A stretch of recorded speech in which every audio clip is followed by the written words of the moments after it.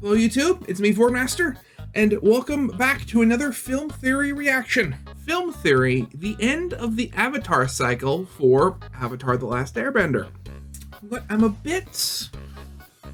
I don't know what they might be talking about, because I was a fan. I'm obviously not the most diehard fan, but I was a fan of Avatar, kind of was in and out of Legend of Korra.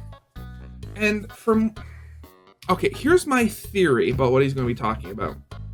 Hi, it's future editing Fortmaster here. So, I'm just going to cut out my entire spiel that is going on here, because after watching it while editing, I was surprisingly rather incoherent with what I was saying.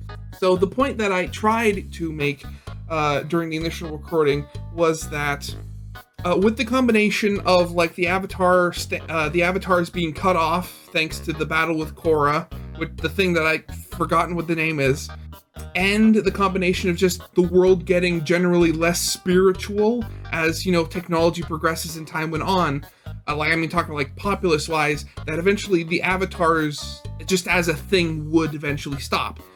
Man, that was a lot easier to say now. Because quite honestly, I went rambling on for like a solid 3 minutes about that last time. So, anyway, back to the original recording. I'm just rambling on here. I'm pretty sure you got what I was talking about from that. Let's actually get into this, see if what I was talking about was correct, and let's go, shall we? Game, film, food. Long ago, Of course you did that joke. 4 channels lived together in harmony, but then everything changed when the YouTube algorithm attacked.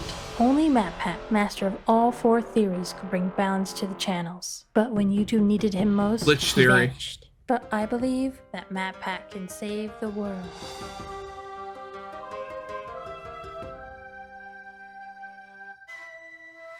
Hello Internet, welcome to Film Theory, the show that's here to reveal your secret power, subscription bending. Try it out, click the button below the video to transform it. Now, I don't often call a lot of things perfect. Almost anything can be improved upon in one way or another, but up there with Chrono Trigger, The Lord of the Rings, and the sweet delicious Bird of Diet get the Hobbit out of is there. Avatar: The Last Airbender. If ever there was a perfect animated series, it might just be Avatar. In case you need a bit of a refresher, in the world of Avatar, people live in one of 4 nations, each built around one of the 4 traditional elements. You have the water tribes at the North and South Poles, the vast Earth Kingdom that covers most of the world's landmass, the industrious and aggressive Fire Nation, and the elusive, flighty, air nomad monks. Some people are born with the ability to bend one of these 4 elements, but only one person can master all 4 of them. That one person is known as the Avatar, and is tasked with keeping the world in balance. As the very first Avatar, Juan explains, "This is my mission, to use Rava's light spirit to guide the world toward peace." Each avatar is born into a cycle, water to earth to fire to air, so that when the previous avatar dies, a new one is born in the next nation. And over the course of the various seasons, we watch as this exact cycle plays out. Avatar Kyoshi from the Earth Kingdom gives way to Roku from the Fire Nation, who then dies and opens the door to Aang from the Air Nomads, and finally Avatar Korra from the Water Tribe. It's a great setup that allows for stories and characters outside of the original series to be explored, expanding the world even further. I mean, that's basically what happened with the sequel series, The Legend of Korra, and it appears to be Nickelodeon's strategy with the franchise moving forward. There have been multiple novels and comic books dedicated to other avatars and supporting characters. They've even established an entire production studio devoted to more Avatar content. Rumor has it that a bunch of this new stuff is going to focus on different avatars too. Sure, you'll have the OGs Aang and Korra, as well as the fan favorite Kyoshi, but also the next Avatar that we haven't even met yet. There's even a live-action Netflix series on the way. Here's hoping it goes better than the last one. Oh God, Tiny yes. stones at us from behind a tree.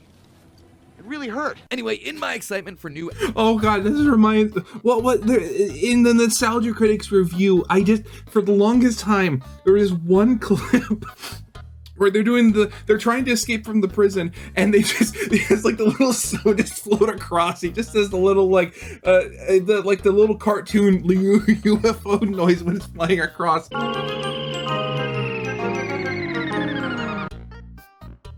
I'm a little teapot, short and stout. Don't worry, guys, I'll get him. Take that. Oh God, that was funny. Oh, that film was terrible.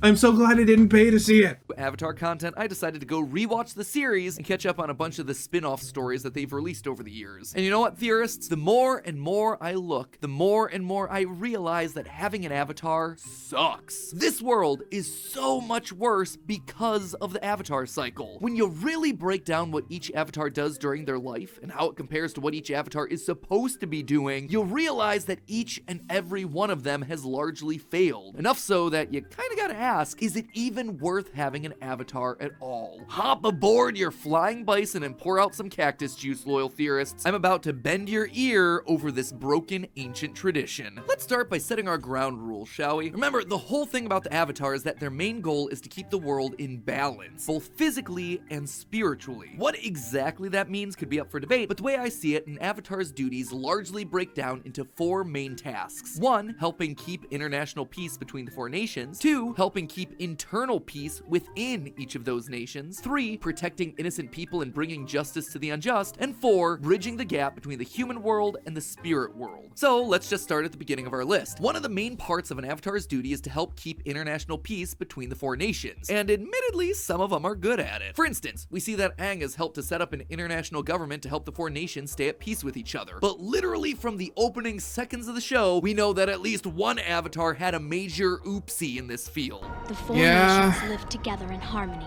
Then, everything changed when the Fire Nation attacked. The whole premise of the entire franchise starts with a giant international war, and it all happened because of the failure of the avatars. On one hand, we could blame Aang, who ran away from his duties, which in turn opened up a power vacuum that allowed the 100-year war to begin. But he was also literally 12 years old at the time, so it's kinda hard to fault him for that one. Instead, I'm the true small. failure falls to Aang's predecessor, Avatar Roku. Roku was childhood friends with Fire Lord Sozin, the Fire Lord who started the war. And what's worse, Roku knew that Sozin wanted to conquer these other nations. I've been thinking, we should share this prosperity with the rest of the world. In our hands is the most successful empire in history. It's time we expanded it. So what did Roku do to stop it? Yeah, he basically gave Sozin a slap on the wrist and a stern talking to. By his own admission, Roku's indecisiveness, and let's be honest, favoritism to his friend and home nation, was a huge weakness which ultimately led to tons of unnecessary death. In my life,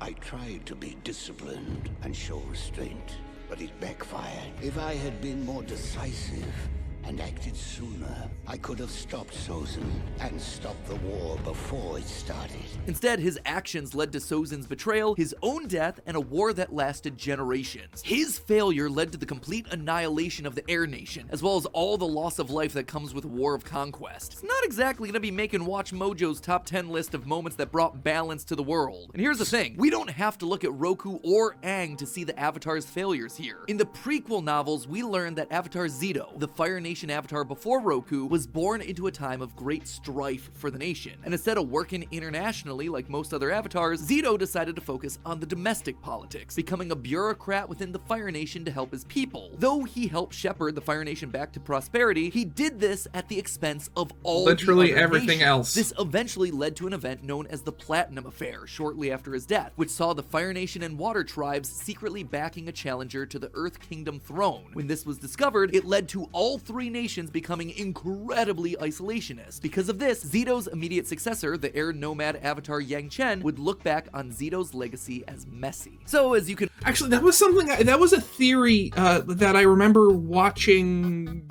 Oh god, I can't remember the channel now.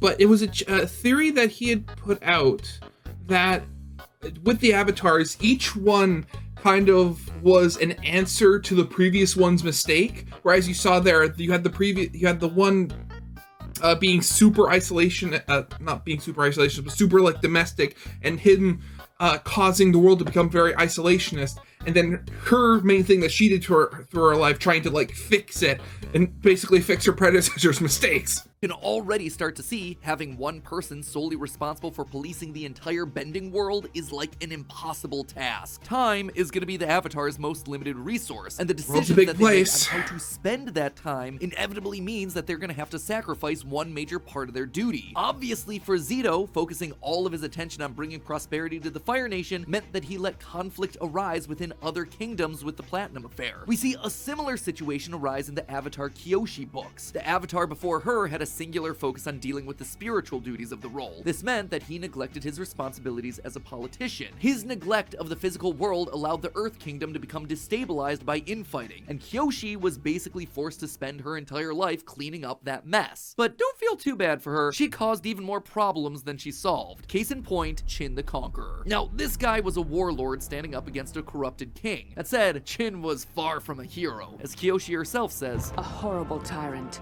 Qin was expanding his army to all corners of the continent. This seems like the exact sort of situation where an avatar should stand up and help make peace, right? A rebellion is threatening to destabilize an entire kingdom, and both sides are led by awful people. The keeper of peace and balance should probably be looking into solving this issue. Even Kyoshi herself says, Qin the Conqueror threatened to throw the world out of balance. There's that word, balance. So what did Kyoshi do to stop Qin? Nothing. Literally nothing. Qin was able to conquer almost the entire continent. Kyoshi only decided to step in when he showed up at her doorstep to take over the peninsula that she called home. I warned him that I would not sit passively while he took our home. Yeah, sure, Kyoshi. Looks like you were getting right to as opposed to everything else. Now that Qin is literally right in front of her, you would think that this is a good opportunity to try and stop his conquest and restore balance to the Earth Kingdom. Nope! Kyoshi uses her power to disconnect the peninsula from the mainland and then proceeds to yeet it out into the middle of the ocean. Seriously, in what's arguably the most impressive display for an avatar's powers that we see throughout the entire franchise, all Kyoshi does is pull a giant, I'ma head out. Qin's conquest was only stopped because he was too stubborn to get out of Kyoshi's way, falling to his death as Kyoshi Island was being formed. But I assure you,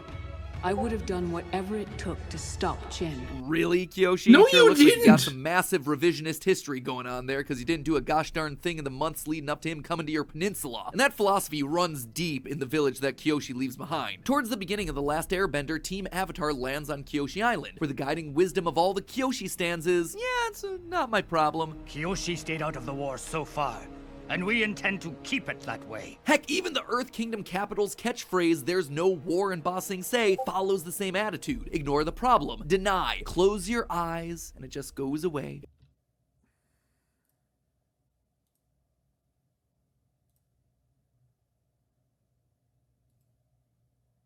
Admittedly, things seem to go much better under Roku's tenure, and after Aang ends the 100-Year War, things again seem to go smoothly. But under Korra, there's civil conflict after civil conflict. She was Avatar during the Water Tribe Civil War. Under her watch, the Red Lotus assassinates the Earth Queen, and in the aftermath, Korra's inaction due to injury and PTSD lets Kuvira seize control of a great deal of the Earth Kingdom. Not a great track record in a long sequence of avatars dropping the ball. So now let's move on to our next criteria: protecting the innocent and bringing justice to the unjust. This one's a bit harder to judge because we don't see a lot of the day-to-day lives of each avatar. And while yeah, we do see some heroic moments like Aang fighting Yakone and Korra chasing down Bender criminals in the streets of Republic City, there's a rotten core here that starts to peek through the deeper we get into the franchise. Most of the Legend of Korra's plot revolves around the idea of justice and what it takes to defend everyone. Korra's first major adversary, Amon, is the leader of a group called the Equalists, who are all about leveling the playing field between benders and non-benders by taking away the ability to bend. Sound insane? It is, but the movement is shown to resonate with a lot of Republic City's citizens. Life in the world of Avatar can be incredibly hard for non-benders. Oh, the cabbages, no! Supposedly harmonious society that Aang created. If you're a bender, you have easy access to jobs. Power plants use firebenders to operate, trains are powered by earthbenders, and policemen are almost exclusively metal benders. Benders also have a much easier time committing acts of violence, as we're frequently shown groups of violent benders like the Triple Threat Triad, the Red Lotus, heck, even the Republic City Police, who treat the use of force like it's second nature. Non-benders are overlooked, they're ignored, they're frequently threatened. In one particular scene, Republic City's metal-bending police force hurt a group of non-benders like cattle, using force to break up a non-violent protest. These people are targeted because the police force has turned off the power to their homes, and they're peacefully resisting being profiled as members of Amon's uprising just because they aren't benders. A woman in the crowd makes a desperate plea for Korra's help, saying, "Please help us. You're our avatar too." And Korra does help, kinda. Unfortunately for the common people, Korra considers the issue resolved after she outs Amon as a bender and a fraud, effectively derailing a movement that began and grew thanks to a genuine concern from a huge portion of Republic City's non-bending population. So that one doesn't look all that great for Korra. But when you think about it, this is Aang's city. He created the system that Korra inherited. In fact, this goes well beyond just Korra and Aang. The imbalance between benders and non-benders is a failure of every avatar before them who popped up or exploited adopted the same system. Which brings us back to Kyoshi, who honestly might have been the worst of the bunch. See, Kyoshi had herself a rough childhood. She was an orphan working as a servant until it was discovered that she was the Avatar. She later joined a criminal gang that was founded by her parents, and it's not like they suddenly stopped doing crimes after the Avatar joined. Nope, they decided to involve Kyoshi in the crimes. And that's not all. Kyoshi's youthful anger heavily informed her way of thinking. Even after learning that she was the Avatar, her thoughts were more centered on revenge than duty. The Rise of Kyoshi states that, quote, her hunger to learn all 4 elements had nothing to do with becoming a fully realized Avatar. Fire, air, and water were simply more weapons she could bring to bear on a single target, end quote. And much later in her life, she was so unbothered by taking a life that she didn't see a difference between accidents and intentional killings. You didn't really kill Shin.